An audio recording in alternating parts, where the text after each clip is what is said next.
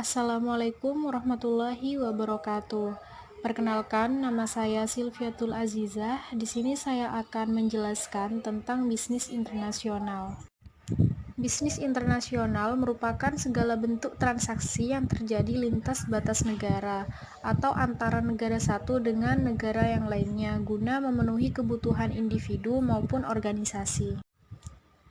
Di sini ada beberapa istilah bisnis yang serupa dengan bisnis internasional, akan tetapi hal ini memiliki perbedaan. Di sini ada tiga. Yang pertama, bisnis domestik.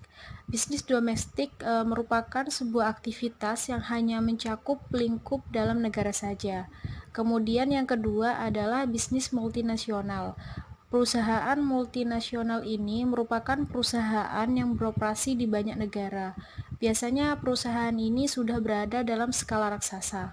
Dan yang terakhir adalah bisnis global. Bisnis global ini merupakan sebuah aktivitas bisnis yang melampaui batas negara serta terkoneksi hingga pada level kultural, politik, dan ekonomi.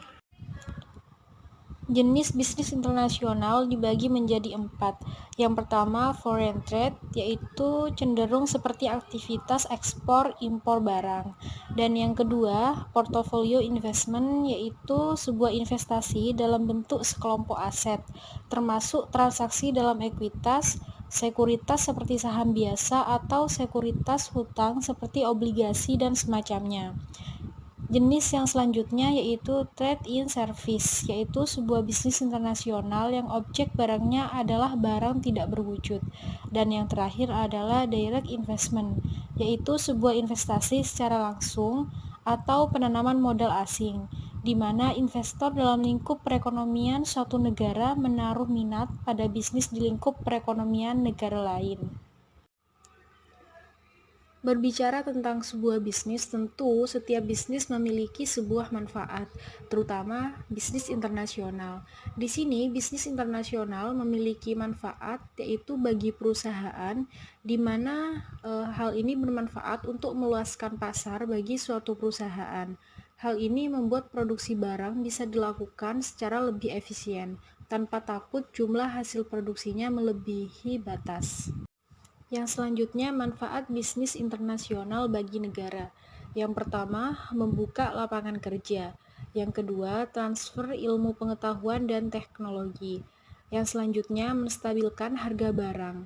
Kemudian dapat meningkatkan kemakmuran suatu negara. Dan yang kelima, kebutuhan hidup semakin mudah terpenuhi. Dan yang terakhir, membentuk hubungan baik antar negara. Hambatan dalam bisnis internasional di sini ada 4. Yang pertama, tarif bea masuk dan batasan perdagangan. Yang kedua, perbedaan bahasa dan kultural. Yang selanjutnya, kondisi politik dan hukum undang-undang. Dan yang terakhir, hambatan yang berkaitan dengan operasional.